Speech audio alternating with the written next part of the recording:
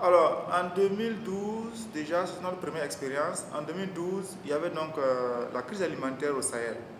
Donc, le Burkina a aussi été affecté. Et déjà en 2012, on était à 2 800 000 personnes qui étaient affectées et il fallait apporter une réponse. Et dans ce cadre-là, on avait donc deux options.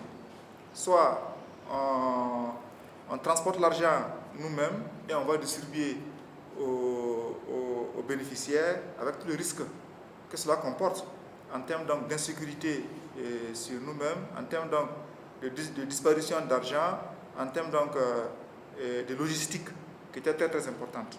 Donc on a fait cette expérience pendant un moment et il se trouvait qu'on devrait aller dans la région du Sahel qui est déjà affectée par la crise malienne, dont on a des réfugiés, dont l'insécurité est haute. On a réfléchi et on a dit, bon voilà, il y a des opérateurs électroniques qui sont là, et pourquoi ne pas essayer un opérateur? Et c'est là que justement on a essayé donc de distribuer via donc un opérateur électronique des fonds pour 4500 ménages en 2012. Et ça, c'était déjà notre première expérience. On s'est rendu compte, lorsqu'on a regardé ça, on s'est rendu compte que ça réduisait de moitié le coût logistique si on devait transporter de main en main. Et aussi, c'est un transfert de risque.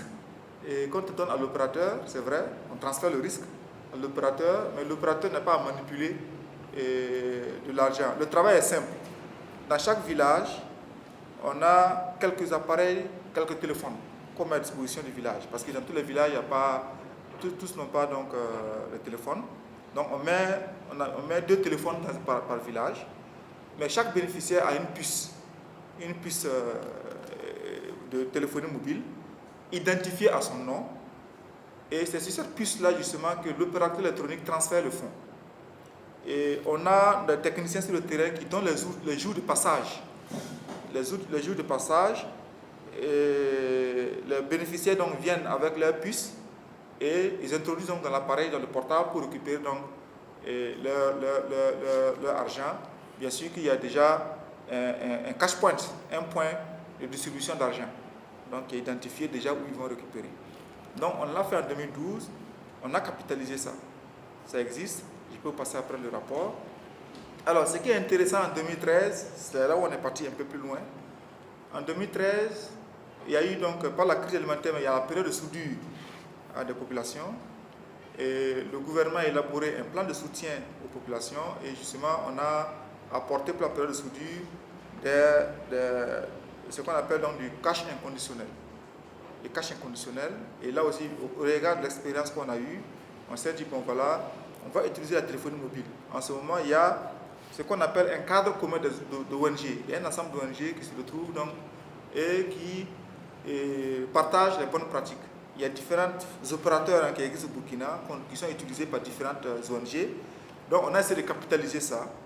On a vu les forces de l'utilisation des différents opérateurs électroniques.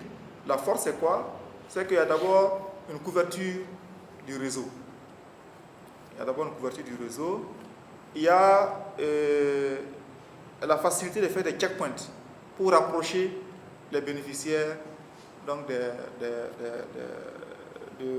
pour récupérer leur argent.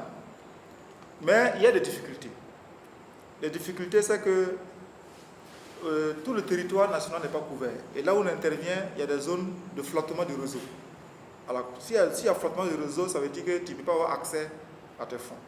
Donc, il y a souvent une distance même de 10 km au moins à parcourir pour un ménage pour accéder à son argent. Parce que lié à la couverture du réseau. Donc ça, voilà le système. Et pour 6000, l'an passé, en 2013, pour 6300 ménages qu'on a identifiés, on avait 160 villages et on avait 40 checkpoints. Et cash point, pardon, pas checkpoint, cash point. Donc il y a un regroupement de villages qui se font autour d'un cash point. Et par rapport à ce regroupement de villages, ils sont informés à l'avance, de tel jour, ils peuvent passer à ce cash point-là pour récupérer leur argent. Ça, c'est le travail que nous faisons. Nos techniciens qui sont sur le terrain qui passent cette information. Voilà. Et l'opérateur électronique est chargé donc de mobiliser, ça peut être un commerçant, ça peut être, en tout cas, c'est eux qui définissent qui est capable de disposer de tels montants dans la localité pour faire face au volume financier qui est demandé. Nous, on ne rentre pas dedans. Le cash point, c'est qu'il y aura quelqu'un, à ce cash point-là, il y a quelqu'un qui va venir, qui a les ressources déjà identifiées par l'opérateur électronique et qui a la capacité de pouvoir donc délivrer les ressources qui sont destinées donc à ce nombre de ménages donné.